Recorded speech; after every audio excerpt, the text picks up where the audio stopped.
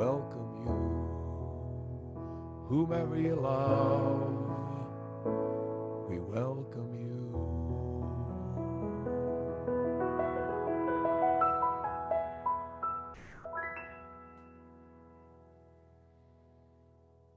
Thank you, Hal. Good morning and welcome to the Unitarian Universalist Church of Kent. The Reverend Stephen Protzman, your minister.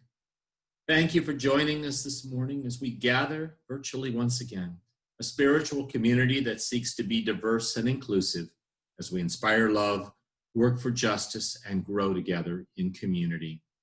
Wherever you are this morning, we welcome you. May our time together be filled with joy, with belonging, with hope, and with the promise of who we can be together. We are a people who care for one another and value the connections we have with each other and with this community. And once again, welcome this morning.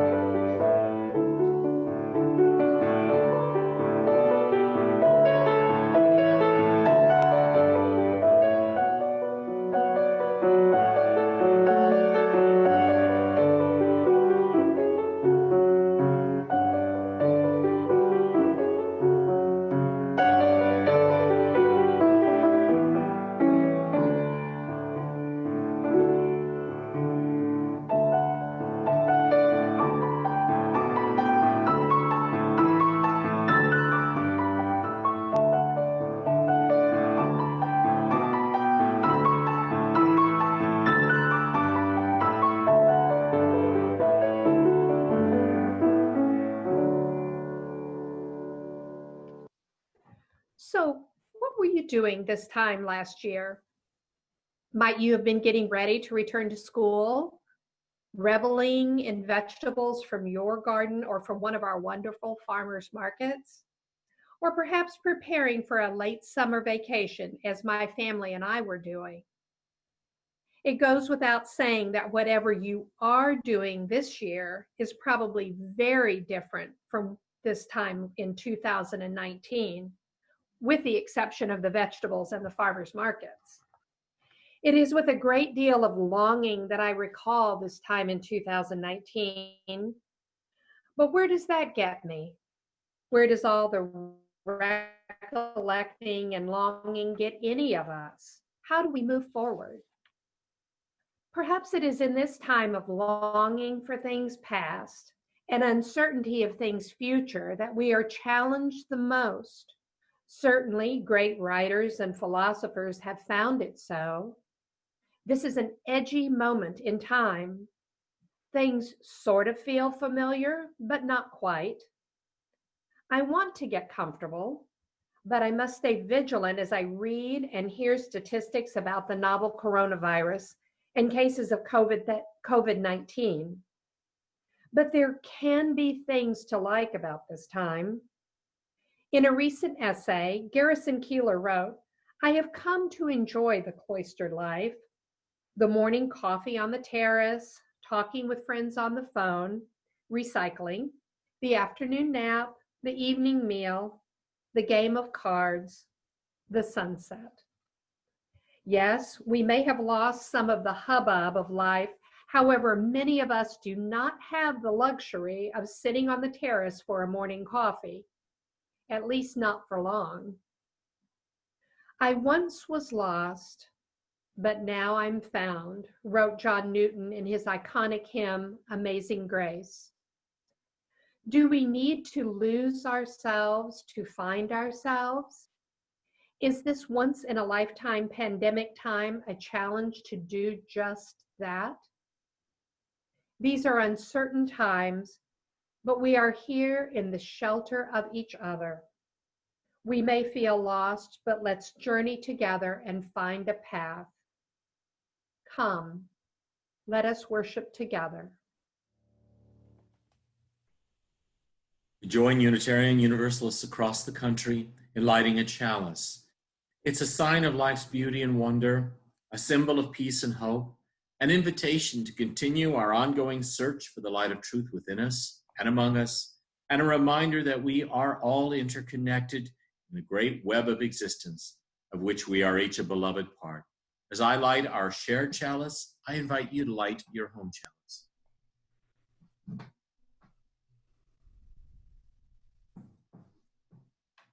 I invite you now to join me in the words of our covenant, which were written by James Vila Blake.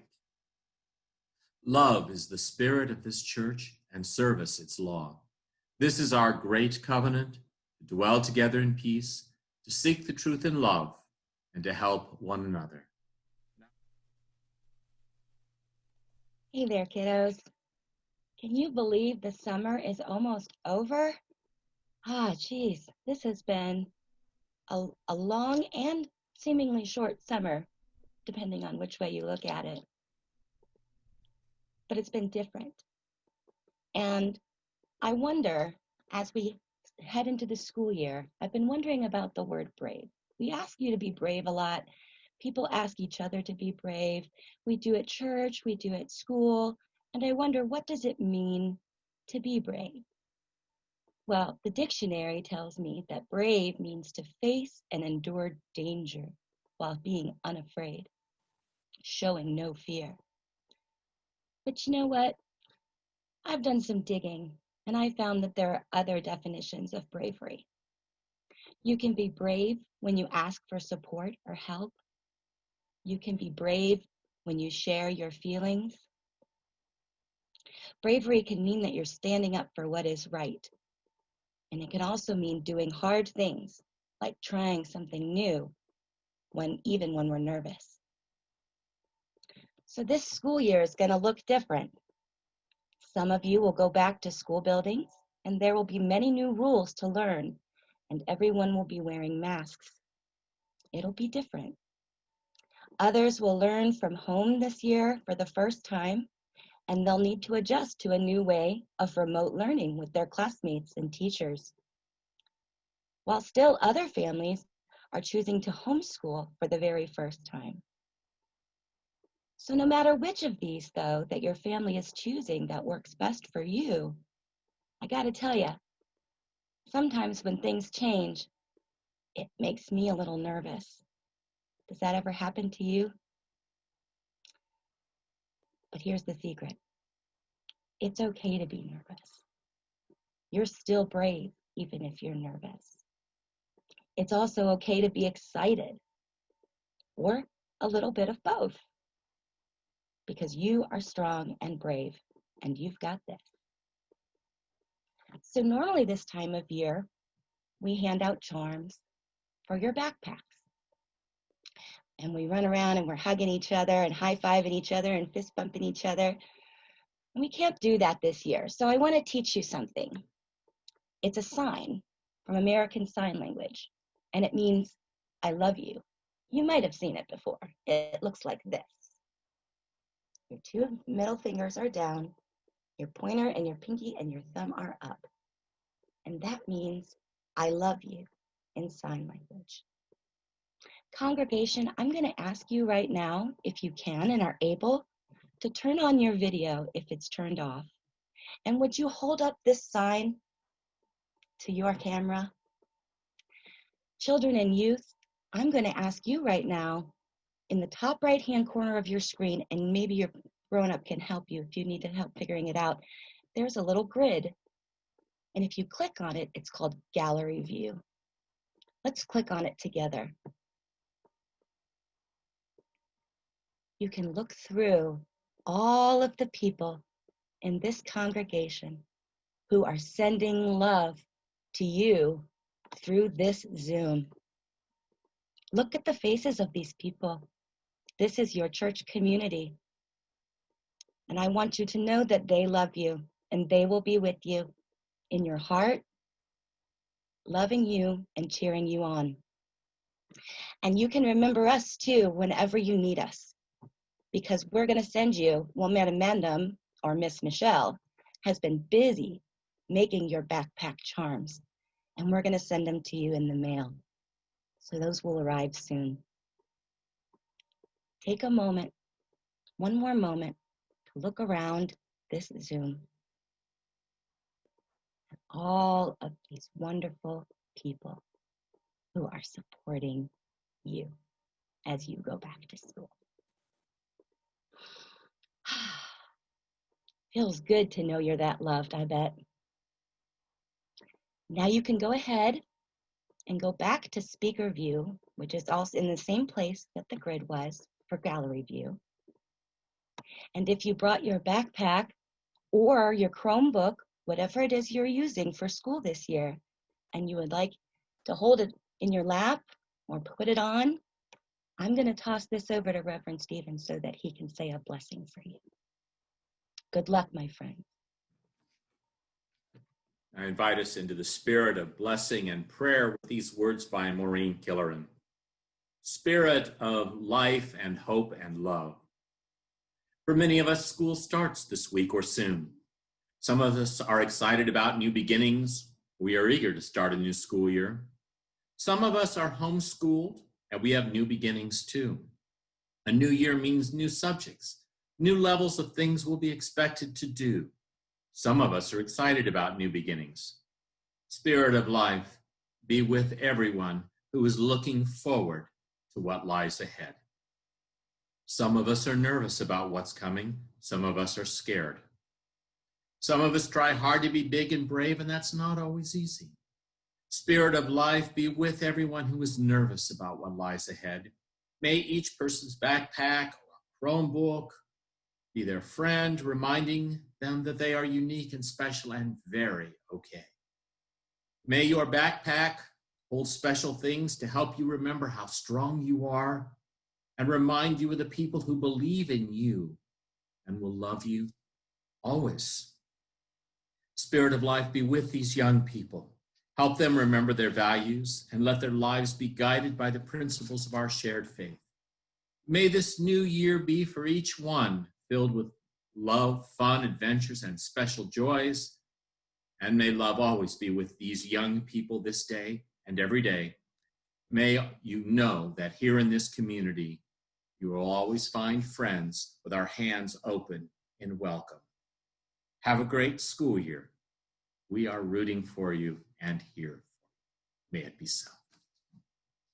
As we prepare for a new school year and in the midst of life's many twists and turns, the challenges and struggles we face, the hopes and dreams we have, it is important to take time to return again to the truest home we have, the home of our spirit, and turn inward for a few moments to connect with the center of love, God of our hearts and our understanding, the mystery that is life, to nurture our spirits with silence and the care of this gathered community, call to mind the joys and sorrows that come with living, and to reflect on life's mysteries. Our flowers this morning are in honor of Harry Noden. His service will be this afternoon at 3 p.m. You'll find the Zoom link on our website. Mary Thompson's memorial service will be next Saturday, August 22nd at 11 a.m. That Zoom link will also be found on our website this week. We keep Ellen McWilliams Woods in our prayers and send our wishes for healing as she recovers from 2 surgeries in July. We keep Larry Cole in our prayers and our hearts as he continues to recover from a fall and from complications. He is still in the hospital and his recovery has been difficult, but he is making progress slowly. Now I invite you to use the chat box to share other joys and concerns with us. Heidi remembers the wedding to her first husband, late husband, on August 28th, and remembers the loss of her second husband on August 27th. Heidi, we are holding you in our hearts and thoughts as you remember. Kat shares that her mother's facing more testing for the possible return of cancer. We hold them both in our hearts. And Heidi celebrates a special adoption day with her daughter, Jessica, who she adopted 36 years ago. Vivian has learned that she has spinal stenosis. We'll see a spine surgeon. Vivian, we're holding you in our hearts. Max shares that Shane and his parents are celebrating their 67th anniversary today. Congratulations. Carol Weigand asks prayers for the family of Tony McDonald, my son-in-law's father, who died recently from COVID.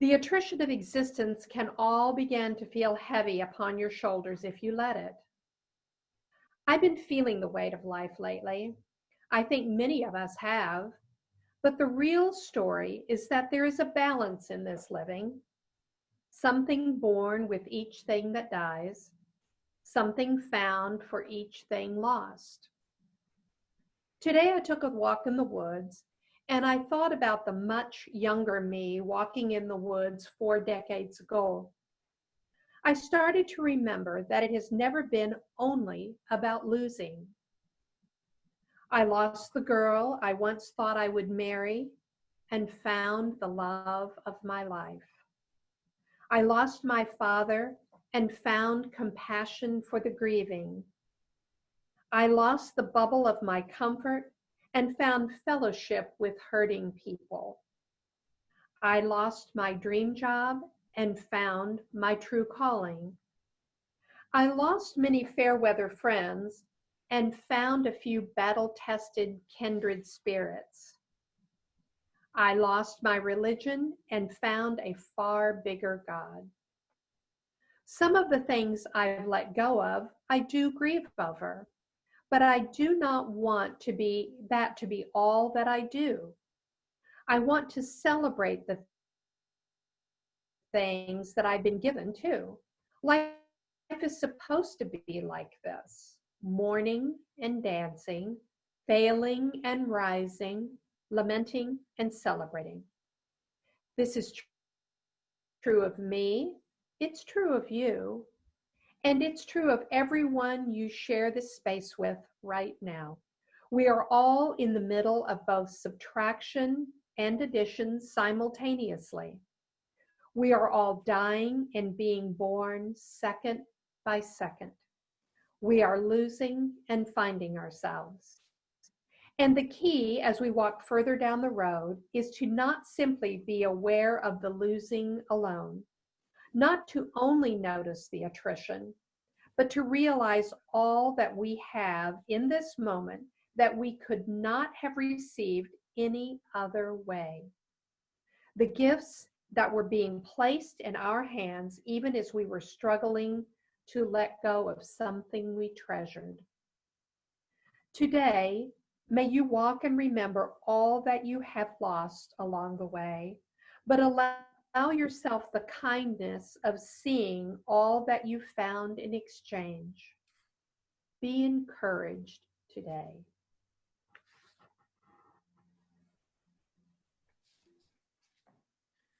As the pandemic began to get serious 5 months ago, we became a virtual church, using Zoom for worship, for meetings, for staying connected with one another. Along with losing the face-to-face connections many of us love about our church, we've all experienced a lot of losses the past few months. If we're lucky, we haven't lost a loved one to COVID or gotten seriously sick.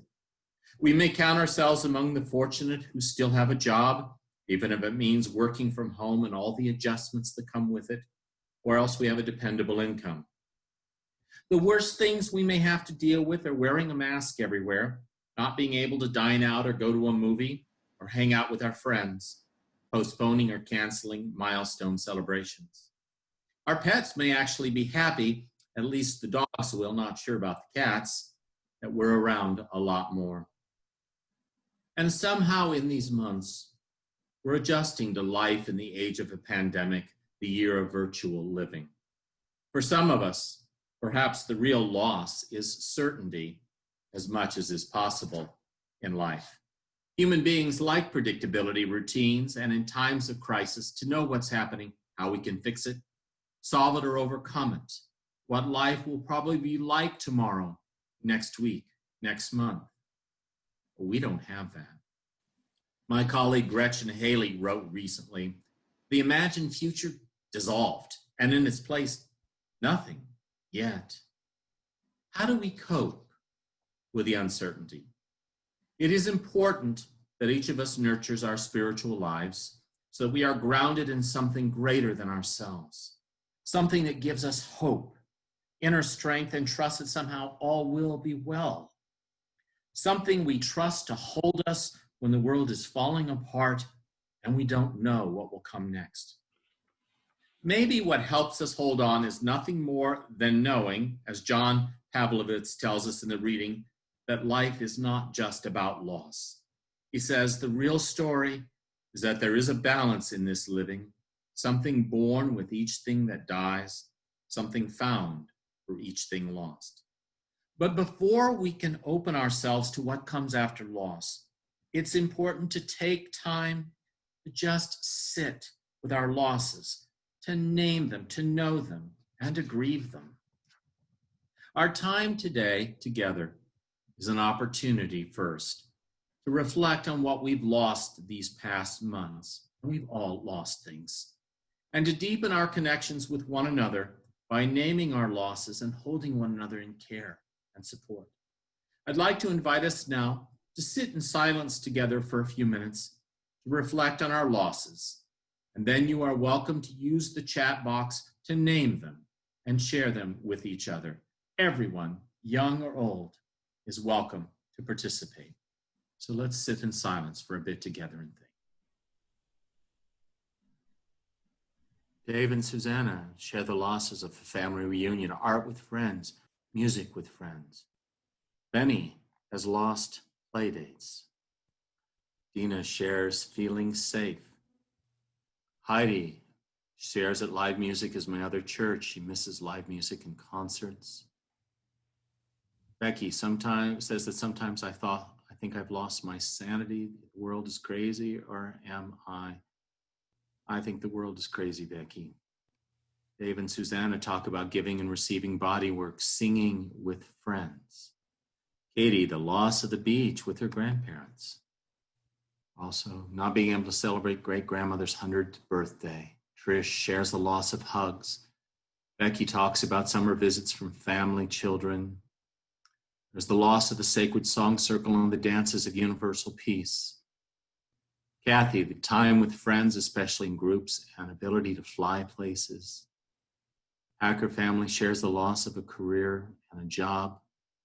Loss of jobs, the art table. Carolyn talks about hugs. Vivian, her daughter's graduation.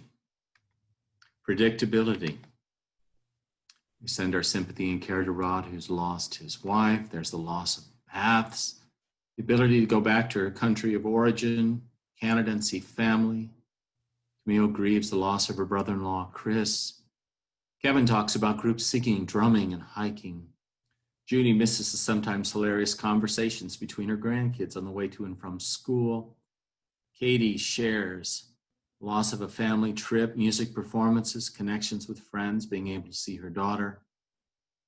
Kathy has added anxiety regarding the grandkids going to school. There are those among us who may feel that they're no longer invincible, or the perception of it. The loss of the Celtic clan playing and performing. Another loss of a job, art therapy sessions, birthday parties, being with family, mother-in-law hugs and friends, summer season providing work and joy for artists, singing with sonnets and friends, loss of routines of daily activities. Kat, the not being able to teach sexuality classes in person, handing out supplies to those who need, coworkers. Kat, I miss the gift of your chocolate. Randy camping talks about no longer being able to camp with friends or take long trips with Mary. Loss of dance classes and recitals. Seeing everyone's beautiful smiles, although we get them on Zoom. Loss of variety in life. Not knowing what to do about school attendance, yoga classes in person. Thank you, everyone, for everything you have shared. This reading is How to Be Perfect by Ron Padgett. How to be perfect. Get some sleep. Eat an orange every morning. Be friendly. It will help make you happy. Hope for everything. Expect nothing. Take care of things close to home first. Straighten up your room before you save the world. then save the world. After dinner, wash the dishes. Calm down. Forgive your country every once in a while. If that's not possible, go to another one. If you feel tired, rest. Be good. Be honest with yourself, diplomatic with others. Do not go crazy a lot. It's a waste of time. Drink plenty of water. When asked what you would like to drink, say, water, please. Take out the trash. Love life. Thank you, everyone, for taking time to reflect and share on the losses you've experienced the last few months. Now it's time to reflect on the gifts we've received during this time. 4,000 years ago, the Greeks, seeking to make meaning of life, asked, "How then shall we live?" What do we do with the lessons we learn in life? We try to make sense of them. We gain the strength that comes to weathering life's challenges and losses. We learn compassion. We learn that the love of others and their support helps us not only survive, but thrive. And we discover that even in life's toughest, scariest, most uncertain times, there are gifts that come with the losses.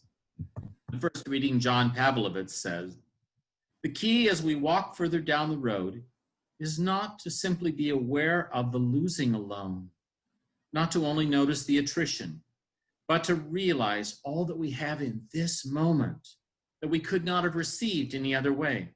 The gifts that were being placed in our hands, even as we were struggling to let go of something we treasured." It's easy to get trapped in grief as we experience loss. But if we let life teach us about resilience, the way nature renews itself after the winter and repairs itself after storms, how the death of a tree provides nutrients for the forest, how we recover from sickness, then we can trust that the grief will end. We can trust that we will find joy and purpose. We can know our hearts and spirits do heal.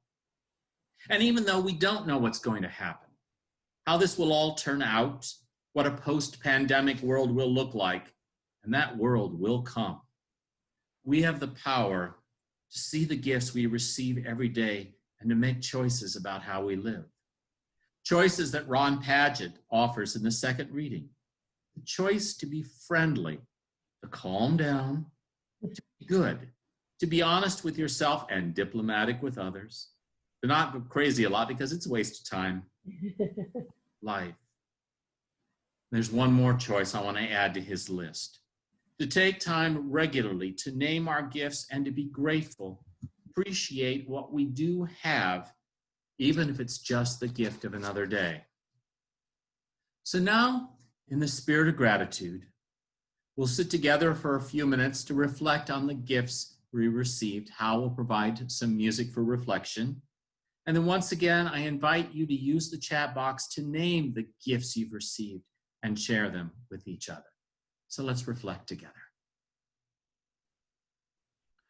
Anne shares gratitude for the time to get to know herself again. Kara talks about more frequent and regular connection with old friends, meeting new friends, more time with the kids, an opportunity to be of service, less work travel. Dave and Susanna offer the gratitude for Zooming with friends from far away and reconnecting. Heidi appreciates her yard a lot more now that she's working from home, to be with it more, noticing the small changes and slowing down. Faith talks about virtual dinners with sons and their families in Pennsylvania and Vermont. Heidi, gratitude for the garden. Katie's grateful for improved patience. Dave and Susanna, time with a spouse. Eric is grateful for learning new technologies. Rome family, less frantic needing to get from this thing to thing and place to place. Different time. Thank you, Amanda. Judy shares she's discovered the sermons of Reverend Nadia Bolzano Weber. Found hope and wisdom there. Coronavirus limiting us and giving us greater perspective. Gaining creative ways be together. Heather's grateful for creative ways to be together, like kayaking and becoming closer to people she didn't know as well. There's working on projects together. Zoom social connections from the church have been a blessing, says Cheryl. She's been isolated for years, but she's had more connections and companionship. Yay. Nature and the technology of FaceTime and Zoom. Gratitude for experiencing more simplicity, for slow living, for the ability to slow down. There isn't as much pressure to rush from one thing to another, one project to another. Nature once again. Seeing so many people be creative and how to help others make their lives better. Learning to live with less and to appreciate more what we have. And of course, we're grateful for Lois and Jennifer's weekly cocktail Zooms. Yay. Time in nature, time to make art, to make music and explore new trails. Ellen shares deep gratitude for her wife, village of close friends and family. There's meeting new people and connections via Zoom, honoring and caring for our bodies, being able to see so many people at church that otherwise would not be able to attend. Gratitude I share, seeing each of you every week. Visits on the porch with a friend after a walk. More time with family is a common theme we've seen again and again this morning. Family bike rides. Yay, Mike and Stephanie share that Benny and Katie have learned to inline skate. Cool, tent camping together, more backyard time. We're discovering as a community new ways to make music together. Faith says, thank you for Vespers on Wednesday night. Iona, more time with the cat. And Coleman, more time to relax. Distance dinners with our children and our families. So many things to be grateful for. Thank you, everyone, for taking time to think about the many things you're grateful for and for sharing those things with us this morning. There truly is much to be grateful for, and I would invite you in the days to come to make a regular practice of reflecting on all we do have to be grateful for in our lives. We've just reflected on the gifts we've received the last few months. Knowing we have been given so much, our abundance is an invitation to share what we have with others. Your sharing with this community helps us be strong and be together virtually for worship, for community, for shared ministry. Thank you. We also share with agencies and organizations in the Kent community and beyond that serve those in need. This month's special offering is for Miller House of Kent. The Miller House Community House provides emergency shelter for men, women, and children who are experiencing a housing crisis. In the spirit of gratitude for the gift of each other and this community and the abundance that makes our generosity possible, let's now give and receive the offering as a sign of our shared commitment to social justice and to the life and work of this congregation and beyond.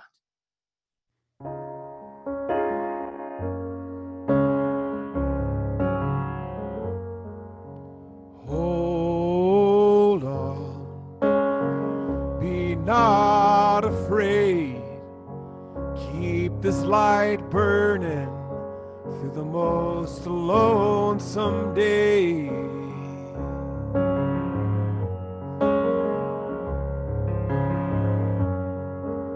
They closed all the schools and canceled our plans, turned off the sports and shut down Disneyland, banned all the gatherings of the human race, while we all sit at home and wait for the wave to break.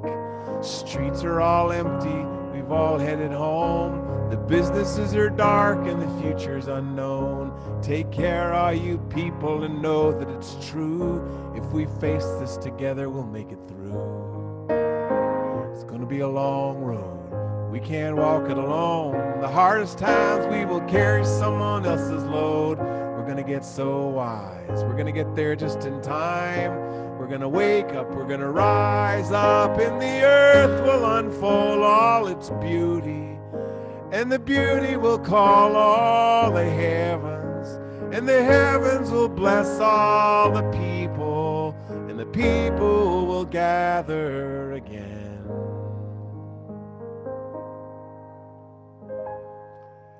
We've all hunkered down, stopped visiting friends, while the front lines are burning in their sorrow in the wind. Though I'm keeping my distance, I'm holding what's true.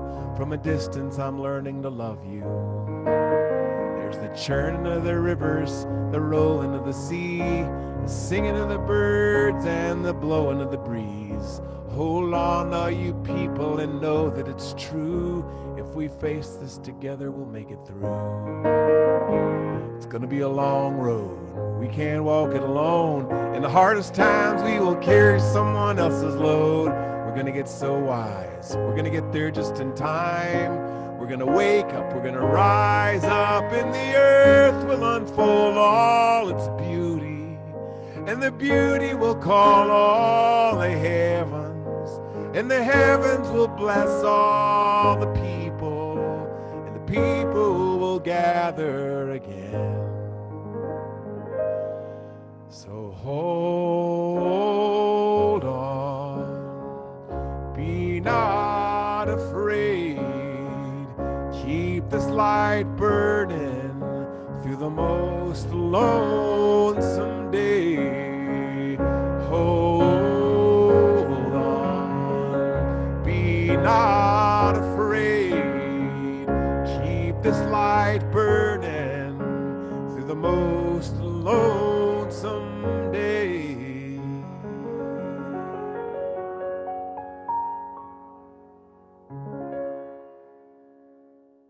Now, as we prepare to bring our time of worship to its end, let's keep that light burning in our hearts as we extinguish this shared light. So would you join me now in the words for extinguishing the chalice? We extinguish this flame, but not the light of truth, the warmth of community, or the fire of commitment. May we carry these in our hearts and minds until we are together again. These words are by the Reverend Wayne Arneson. Take courage, friends. The way is often hard, the path is never clear, and the stakes are very high. Take courage. For deep down, there is another truth. You're not alone. Now, as life calls us on, as this mystery continues to unfold and our journey together continues, may we remember that we are not alone as we go forth in joy and hope to continue inspiring love, seeking justice, growing in community. May it be so. Blessed be. Amen and